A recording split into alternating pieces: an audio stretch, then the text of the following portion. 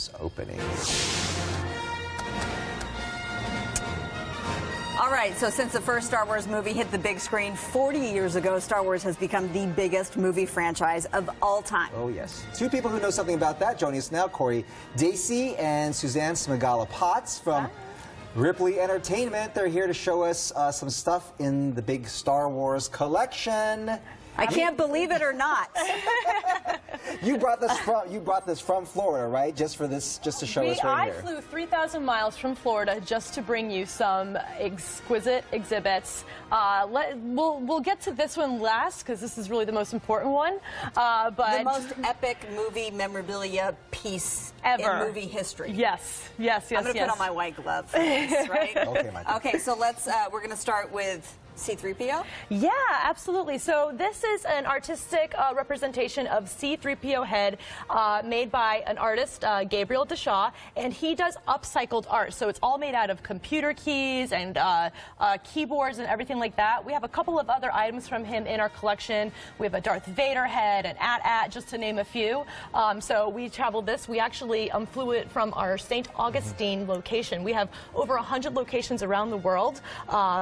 And we have a very giant Star Wars collection. How does Ripley decide if this is valuable or interesting enough for people to go through the museum and see this? That's a great question. We do a lot of surveying internally, and also we pay attention to what's going on in the media, right? So we like to see what people are talking about and who's interested, and obviously C3PO, everybody's interested in him. All right, what do we have here? You also we also brought... like Chewbacca. Yes. Right. We love Chewbacca. Who doesn't like the Wookiee? Let the Wookiee win every time. So here you have an autographed picture of Peter Mayhew, and the most important thing in this is right down here, a little bit lower, you have an actual clipping of hair from the costume from A New Hope. And this was trimmed by Stuart Freeborn, the makeup artist for the movie. He also is famous for being the creator of the Yoda puppet. Looks just like the Yoda puppet, too. This is like a DNA sample. No kidding. I mean, what are there, like 30 strands in there, and how much would this be worth? You know, I'm not sure about this one. I can tell you a little bit more about this one, though, in a second. This is worth a lot of money. Let's do it, because you brought, this actually is going to be Bob, put your at glove the on. Ripley's Believe It or Not Museum here in Hollywood, right? Yeah, right on Hollywood and Highland, and this has been voted the #1 movie prop of all time. So, let's see it. All right, who goes? Who grabs it? Who would like to? Ladies I'm first. going first. This way, right? Never point it straight at your face, though. And tell us what we're looking at here. This is the original Luke Skywalker lightsaber. Absolutely. So this is the lightsaber. This is the original Mark Hamill Luke Skywalker lightsaber. This one was from Empire Strikes Back. Just kidding. This one was famously in the Hoth scene where he's hanging upside down. You can spot a couple of the indicators on here that match the scene and all that. This is a fantastic thing. Originally $250,000 was the auction price. We really knew this was important to us, so we held out.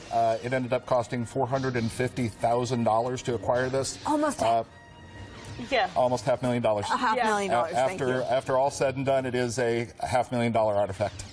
Possibly the most culturally significant artifact in movie history of all time.